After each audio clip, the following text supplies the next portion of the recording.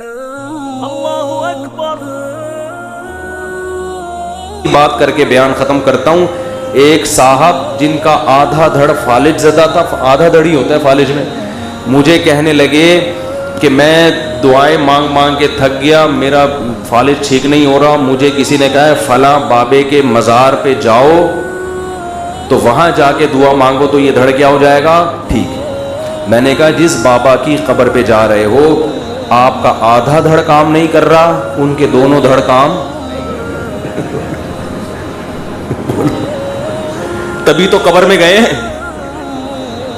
میں نے کہا اگر ان کے دونوں دھڑ میں سے آدھا دھڑ دور کی بات ایک آنکھ بھی کام کر رہی ہوتی نا، مثال کے طور پر آپ کسی بزرگ کا انتقال ہو گیا، آپ نہلا رہے ہیں، ہمارا اسٹائل ہی یہ بات کرنے کا نا. جب میں نے اس کو کہا تو ہنسنے لگا. وہ میں نے کہا جس کے پاس جا رہے اس کے دونوں دھڑ کام نہیں کر رہے بھائی.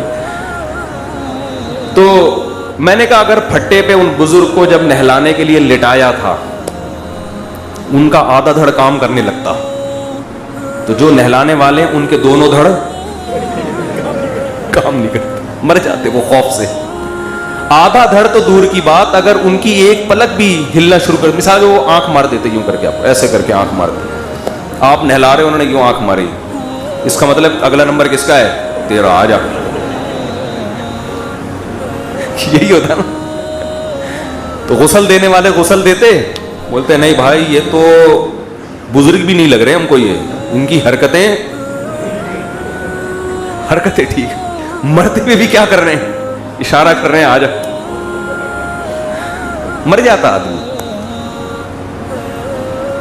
تو جس کے قرآن کہہ رہے یہ کیا؟ اموات غیر احیاء، یہ مردہ ہیں زندہ نہیں ہے. وما یشعرون ایان یبعثون، ان کو تو پتہ بھی نہیں ہے کہ کب قیامت میں اللہ دوبارہ زندہ کرے گا ان کو.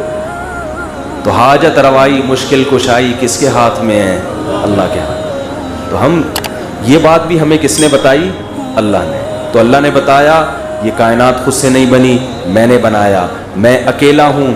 پھر اکیلے کے مطلب میں بھی لوگوں نے دو معنی کر دیا. اللہ اکیلا، اللہ تو ہے لیکن یہ بھی اختیار دیا. اللہ کہتے ہیں نا نا نا نا نا نا، اختیارات بھی کسی کو میں نے نہیں دیے. تنہا وحدہ لا شریک لہ، کوئی عبادت کے دعا کے لائق نہیں. اور انتم الفقراء، تم سب میرے ایک جیسے محتاج ہو. اس میں پیغمبر، فرشتے، بزرگ، ولی کا کوئی فرق نہیں ہے.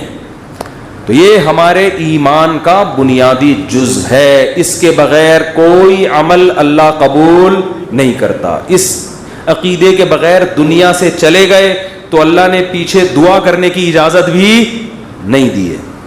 میں بھی کیلاش میں تھا، ایک آدمی کی والدہ، وہ لوگ کیلاشی لوگ مسلمان ہو جاتے ہیں، بہت سے غیر مسلم ہیں. تو ایک شخص کا پورا خاندان مسلمان ہو گیا، ماں مسلمان نہیں ہوئی.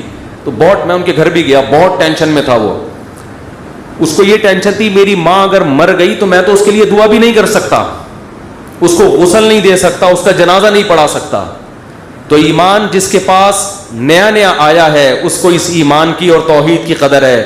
ہمیں چونکہ باپ دادا سے ورثے میں ملا ہے تو کوئی بھی ہمارے ایمان پہ بڑے آرام سے ڈاکہ ڈال دیتا ہے. اللہ تعالی ہمیں سمجھنے کی، عمل کی